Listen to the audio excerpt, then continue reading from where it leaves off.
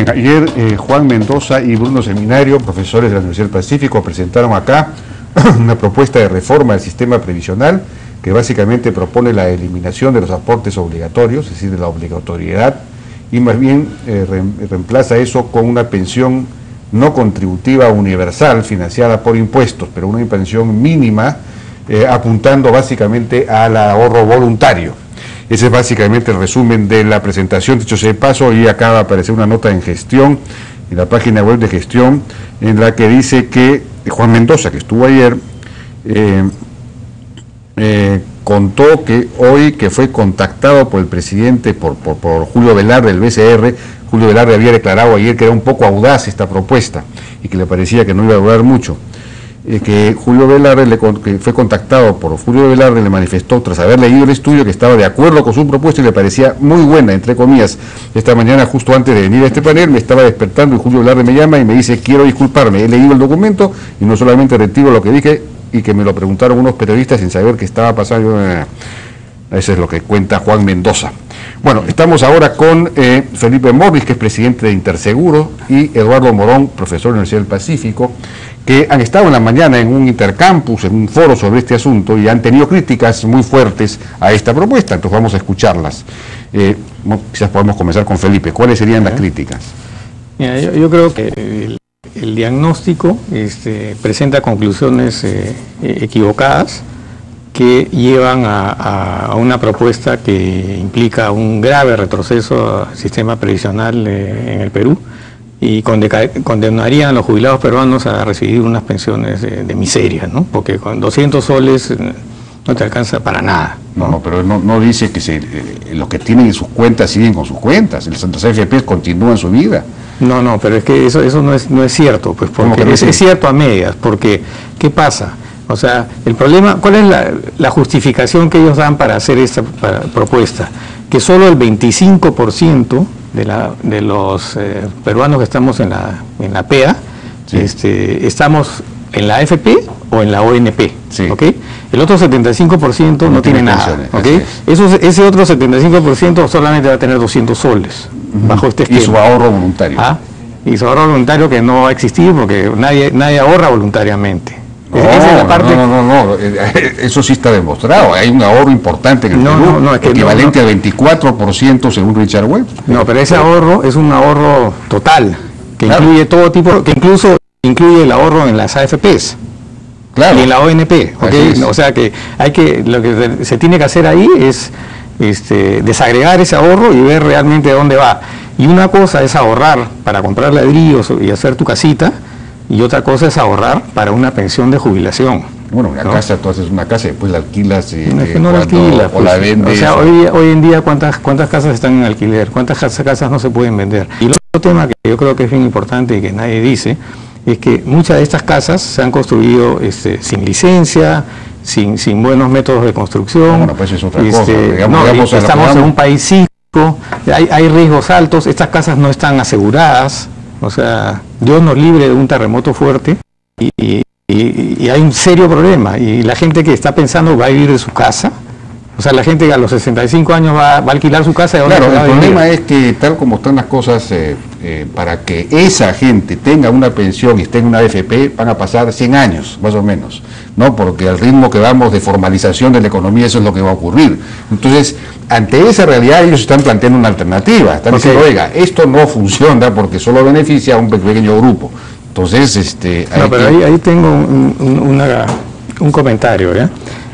Beneficia al 25%, hoy en día beneficia al 25% de la fuerza laboral. Lo que tenemos que hacer es hacer reformas, ver cómo hacemos para lograr una cobertura mayor, pero no hacer la ficción que ellos están proponiendo, porque realmente la propuesta de ellos es una ficción, de que de la nada llegamos a cobertura universal. Pero ¿cómo llegamos a esa cobertura universal? No eliminando, pero afectando seriamente al sistema previsional privado, porque ya el ahorro obligatorio lo eliminamos, ¿no?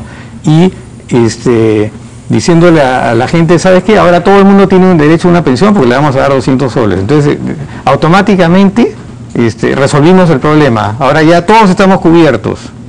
Si el mundo es tan sencillo, hemos sido unos tontos que hemos estado años discutiendo reforma previsional cuando la solución la teníamos en nuestra cara. Es que, por lo que yo entiendo, la propuesta apunta a cambiar de paradigma, es decir, suprimir la aportación obligatoria precisamente y reemplazarla por un ahorro voluntario. Es decir, si tú partes del supuesto de que ya no es obligatorio, tú mismo vas a buscar, y las AFP se preocuparán de precisamente hacer publicidad para que la gente ahorre, se generará un movimiento hacia el ahorro voluntario, y no claro, y para todos aquellos que no tienen absolutamente nada, tienen estos 200 soles, que es más que lo que es pensión 65 en este momento, ¿no? Dicho sea de paso, o sea que, como dice ahí en el documento, desaparecería la pobreza extrema para comenzar. Bueno, Jaime, si me preguntas a mí, mi lectura del informe es un poco la siguiente, ¿no? O sea, ellos yo creo que hacen una cosa que está bien, que es los sistemas de pensiones uno tiene que evaluarlos no en la transición, sino cuando ya están maduros, ¿no? O sea, tú mismo creo que lo dijiste ayer en la conversación con ellos.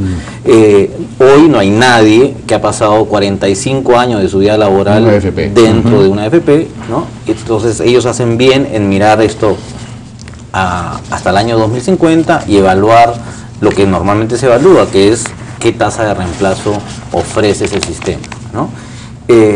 Esa tasa de reemplazo obviamente depende de la densidad de aportes y depende de las reglas de inversión, las dos cosas que no manejan, que no, digamos, no están en el control de las AFPs.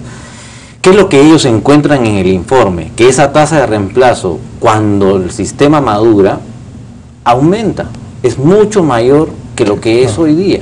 Entonces, la tasa de reemplazo para nuestro público significa es la razón entre la pensión que recibe el salario y el salario, con respecto el 50% del salario, el 60% del salario de los últimos años. Una cosa más o menos razonable es por encima del 60%, que es el número que ellos encuentran, ¿no? Entonces, es raro que, si es que esa es la conclusión de su diagnóstico, que la conclusión sea: eliminemos este mecanismo que sí provee para no quienes... No proponen eliminar las AFPs, no, pero están diciendo... Proponen eliminar el aporte obligatorio. Okay, sí, pero por eso, yo creo que lo que ellos están equivocándose es que esa mirada que están haciendo como si todos fuésemos iguales, lo cual obviamente no es cierto, porque lo que tú encuentras en el sistema es gente que aporta regularmente y que efectivamente va a tener tasas de reemplazo incluso superiores al 100%, ¿no? Y gente que aporta marginalmente, muy poco, y por lo tanto obviamente no va a tener una pensión suficiente como para cubrir sus necesidades. Un montón de gente que entra y sale, ¿no? Además. Ahora, curiosamente, esa gente que no está aportando, ¿no? Yo pensaría que la conclusión del estudio debería ser, bueno, ¿qué cosa hacemos para que esa persona aporte algo más? Dado que el mecanismo sí efectivamente provee pensiones razonables para quien aporta razonablemente seguido a una AFP. Sí, ¿no? Hay un punto adicional que creo que es bien importante, ya que sale de su propio análisis, de sus propios números. Ellos dicen que la pensión promedio hoy en día del sistema privado de pensiones asciende a $4.100 anuales, ¿ya? Con dólares del año 2013. Este es en el 2013, ¿ya?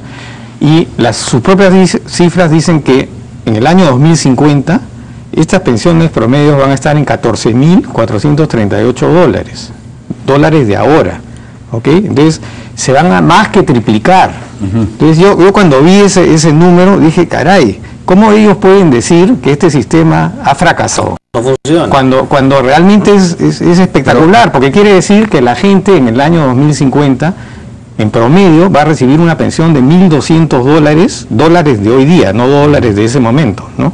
Que con lo cual van a poder vivir muy bien. Entonces, ¿por qué les quitas esa oportunidad?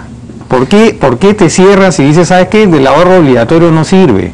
Sí sirve el ahorro obligatorio. Y es más, existe en todo el mundo. O sea, creo que el único país que no lo tiene es Nueva Zelanda y está pensando en ponerlo. Creo que hay varios países del sudeste asiático que no tienen sistema de pensiones. Es decir, es peor. Tienen sistemas de ahorro voluntario. La gente se ahorran. entonces las familias se ocupan, en fin, ¿no? Es un sistema diferente. Date cuenta realmente cuál es el problema, ¿no? O sea, tú tienes estas dos poblaciones, ¿no? Estos trabajadores que efectivamente van a poder lograr una pensión razonable y estas otras que no. ¿Por qué no plantear contribuciones que el Estado hace para ¿cómo se llama?, incentivar a que tú aportes? O sea, no sé, tú aportas 10 meses, el Estado te pone los dos siguientes, ¿ok? Eso es mucho más barato que una pensión como la que están generalizada para planteando, todo, en la cual no hay ninguna... Incluyendo a gente que no la necesita. Ahora, lo que ellos dicen también es que, digamos, el aporte obligatorio es una barrera adicional a la formalización. El gran problema en el Perú, el problema estructural es la informalidad. Entonces, esto tiene que ver con los costos no salariales del trabajo, con el costo del despido, en fin, con la rigidez del sistema laboral. Y parte de ese problema es precisamente unas pensiones, digamos, distraer 13% para este fin. Si tú eliminas ese 13%, no resuelve, pero facilitas la formalización. En la medida en que facilitas la formalización, ayudas a resolver ese problema también. Ese es otra... Sí, pero ahí yo tengo una respuesta a eso, ¿no? O sea, si uno ve las causas de la informalidad, o sea, los que han estudiado el tema dicen que la contribución a los sistemas previsionales no implica más del 10%, ¿ya? Porque los costos laborales incluyen el hecho de que contratas a alguien y no lo puedes despedir, porque tienes que pagar de las utilidades, participación de utilidades, navidades, vacaciones, CTS, ¿no? Seguro médico público, y AFP, ¿no? Pero ese es el 10%, la AFP o la ONP es el 10% de todo este sobrecosto. No, claro, y aparte la realidad es que la informalidad se debe al hecho principalmente es que la gente no quiere pagar impuestos, ¿ya? Y el gobierno y percibe que el gobierno no tiene la capacidad de cobrárselos. Entonces es un tema que no es culpa de las AFP, no es culpa del sistema previsional, es culpa de la sociedad. Pero la formalidad en general es muy rígida, muy difícil, muy costosa. Por eso, ¿no? Pero hay que hacerla menos rígida. Pero una de las formas es eliminar. El otro día explicaba eso en este conversatorio, que creo que fue la de Pacífico, cómo casi no hay empresas medianas en el Perú, o por lo menos el empleo está concentrado en las micro y pequeñas empresas y en las grandes empresas, pero en las medianas empresas hay muy poco empleo, porque las pequeñas no se pueden convertir en medianas, por el costo de la formalidad. Pero el principal costo que hace que las empresas no contraten no son estas contribuciones, no es el principal, pero es uno, forma parte de. Pero yo creo que si es que la razón detrás de la informalidad, que es la que hace que estas densidades de aporte sean súper bajas, porque la gente no participa frecuentemente en el mercado laboral formal, o sea, hagamos la reforma laboral. Claro. ¿Okay? De acuerdo, por supuesto, eso hay que hacerlo de todos modos. O sea, pero no hagamos el salto. Pero esto podría formar parte de una reforma laboral, ¿no? O sea, vas a desvestir un santo para ¿cómo se llama? Para otro. ¿Tú no crees que si, bueno, esto es una pregunta simplemente, yo no estoy haciendo una afirmación, pero si no fuese obligatoria, digamos, si no fuese obligatorio el aporte previsional, se generaría una cultura de aporte voluntario, es decir, las propias AFPs, todo el mundo ya ahorra para tu vejez, habría un mercado. Yo sé que eso suena bien, pero yo en la práctica, sí. Ahora en la experiencia internacional, Jaime. Es que en la experiencia internacional no existe eso. Claro, ¿por qué? Porque es obligatorio. No. Si es obligatorio, no se desarrolla una cultura de ahorro voluntario. No, en Estados Unidos, en Estados Unidos es obligatorio. Tienes el Social Security, te sacan 12.4% de la planilla, ya que es casi lo mismo que el 13% de acá, ¿ya? Y el ahorro voluntario es enorme. Pero hay ahorro obligatorio. Claro, pero o sea, a pesar de que tienen el ahorro voluntario. Estaría mucho más difundido el ahorro voluntario si no hubiese ahorro obligatorio. Porque si no hay ahorro obligatorio, la misma sociedad te dice, oye, preocúpate, porque ya tú no estás obligado. Si tú estás obligado, te despreocupas del tema. Hoy en día el 75% de las personas no están en el sistema, o sea, no tienen la obligación de aportar, esa es la realidad. Sí. Es como que no tuvieran ahorro obligatorio, ¿ok? Lo que ellos dicen es que no hay ahorro obligatorio, entonces se va a promover el ahorro voluntario. Esa gente no tiene ahorro obligatorio, porque no está fuera del radar, está debajo del radar. Claro. ¿Y ahorran voluntariamente? Ahorran un montón de cosas. No, pero no ahorran en sus cosas que le van a dar una pensión. Comprando ganado que les da renta, casas que les dan renta, negocios que les dan renta. Ahorran de miles de formas y tienen finalmente, si ya no pueden trabajar, tienen una familia que lo atiende. Jaime, entonces no hay problema. Si ya lo hacen, no hay nada más que hacer. Lo que te digo es si ya están ahorrando voluntariamente, si ¿cuál es el problema? Se organizara de esa forma, sería... Bueno, tenemos que me están pidiendo una pausa, perdón. Estamos conversando con Felipe Morbis y Eduardo Morón. Felipe, entiendo que tú tienes una evaluación de los costos ocultos de esta propuesta. ¿Cuáles serían esos costos a tu juicio? Sí, mira, yo creo que hay 4 costos importantes, ¿no? Uno, que en mi opinión condena a millones de jubilados en el futuro a una vejez miserable. Pero eso sí, de acuerdo a ellos... ¿Pero por qué? Si les subsisten las AFPs. Porque no van a ahorrar voluntariamente en las AFPs, porque no ahorra la gente en las AFPs. Pero no discutamos porque ya lo estamos discutiendo, le estamos dando vuelta al mismo tema.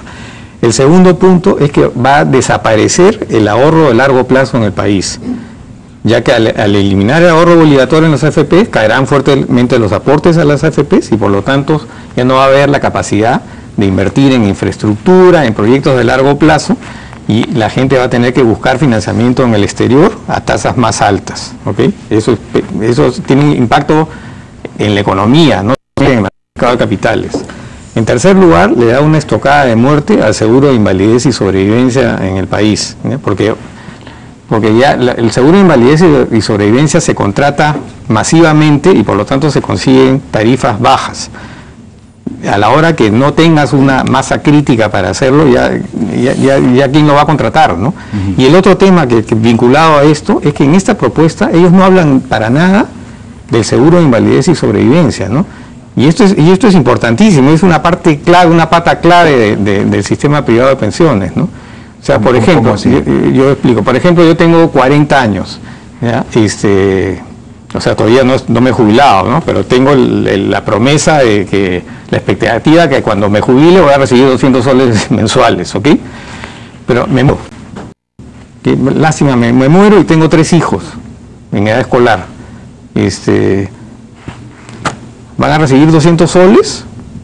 ¿Van a poder vivir mi esposa con mis 3 hijos con 200 soles? ¿Han contemplado ellos cuál es el costo, cuál sería el costo para el gobierno de comprarles un seguro de invalidez y sobrevivencia que le dé una pensión que realmente les permita vivir? No, eso es un costo enorme.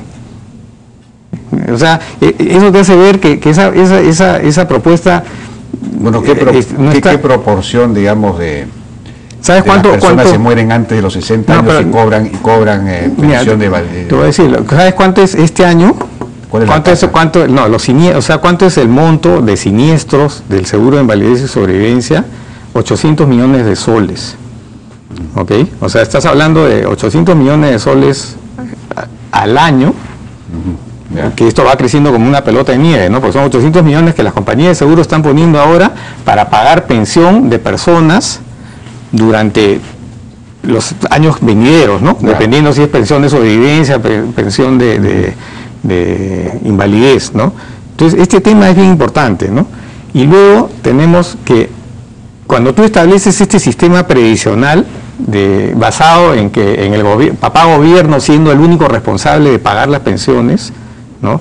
Y estás prometiendo pensiones miserables, porque esa es la verdad, 200 soles es muy bajo, a todo el mundo, ¿no? Cuando llegue el momento de que la gente diga, oye, ¿sabes qué? No me alcanza para vivir esto, yo quiero más, vas a tener manifestaciones enormes en la calle porque vas a tener una masa enorme de personas que están todo el mundo en la misma situación. Aquí el supuesto es que la gente va a desarrollar la cultura del ahorro voluntario, ¿no? Ese es el supuesto, ¿no? Pero es que ese supuesto es un supuesto heroico. No sucede en ningún país del mundo porque en todos los países del mundo, en muchos, el ahorro es obligatorio. Entonces no tiene sentido ni puede desarrollarse una cultura de ahorro voluntario si es que el ahorro es obligatorio. Pero si no tienes ahorro obligatorio, estás forzado a desarrollar una cultura de ahorro voluntario. Esa es la evaluación. Y que entonces eso hace funcionar el mercado y la publicidad de las empresas, de las AFPs de todo el mundo. Oye, ven, ahorra porque piensa en tu vejez, etcétera, etcétera. Ellos citan los estudios que están de acuerdo con ellos, obviamente, ¿no? El resto de estudios que muestran que los programas de ahorro voluntario han fracasado en todo el mundo, no lo citan, ¿no? Entonces hay una tonelada, hay un sesgo enorme de estudios que muestran dicen que en todos los países el ahorro es forzoso, donde no podría funcionar el ahorro voluntario, salvo en países pues puritanos, como Estados Unidos, en donde ahí sí hay una cultura del ahorro, pero que viene del protestantismo más radical. No todos los países que tienen ahorro forzoso tienen un nivel de protección igual, ¿no? Entonces, si yo lo que te voy a... O sea, imagínate que, por ejemplo, acá pusiéramos un tope a los salarios, a qué parte de los salarios entran como parte para tu FP. Eso reduce el nivel de ahorro obligatorio, ¿no? Entonces, sí, mira, Jaime, yo creo que realmente nosotros no estamos diciendo de que no se haga nada para modificar algunas cosas del sistema. Yo creo que hay margen para hacer mejoras, siempre hay margen para hacer mejoras. Era una reforma laboral, como decíamos, desde la reforma laboral es una reforma de otro para que haya, si nos mantenemos dentro del esquema actual, simplemente tú lo que tienes que hacer es formalizar para ampliar no, porque igual podemos hacer reformas para poner más presión a las AFPs para fomentar el ahorro voluntario. Podemos hacer cambios para que el gobierno, por ejemplo, lo que uno pone en la pensión está libre de impuestos, ¿no? Los impuestos recién los pagas cuando recibes la pensión, haces el esquema todo eso puede funcionar dentro de un esquema de ahorro voluntario. No, pero también en el esquema actual. Estás dando los instrumentos. No, pero también en el esquema actual. Yo lo que digo es que no hay la necesidad de botar al bebé con el agua, ¿no? Que es un poco la propuesta esta que están haciendo ellos, ¿no? O sea, hay una serie de reformas que yo creo que se pueden hacer protegiendo, o sea, permitiendo que la gente se vaya a jubilar con pensiones más altas, como ellos mismos dicen que va a ocurrir si es que mantenemos el ahorro obligatorio, ¿no? Pero el problema fundamental es que muy pocos tienen pensiones en el Perú, tienen pensiones de jubilación, tienen protección previsional. Pero es que estás mirando la etapa de la transición. Entonces, es una transición. Digamos, pero para eso se necesita una gran reforma. Si tú quieres incrementar la cobertura del sistema actual tal como está, necesitas una gran reforma de la legislación laboral, sin duda, de la legislación tributaria, sin duda, de todo lo que impide la formalización de la gente, ¿no? Sí, pero yo creo que lo que sí creo es injusto decir que dándole 200 soles a todo el mundo has incrementado la cobertura. Es una ficción, pues. No, la idea estás apostando al ahorro voluntario, ¿no? Sí, pero es una apuesta que es, pues, es un supuesto heroico, la verdad, en el Perú, ¿no? Puede ser. Bueno, yo les agradezco mucho a Felipe Dorris y Eduardo Morón por su discusión. Y estos son los debates, pues, que el país tiene que empezar a abordar para enfrentar sus problemas, ¿no? Y no López Meneses. Bueno, vamos a una pausa y regresamos ahora con Raúl Molina para hablar de otra reforma que se ha aprobado hoy día en el Congreso, una reforma constitucional relativa a las regiones y los alcaldes. Regresamos.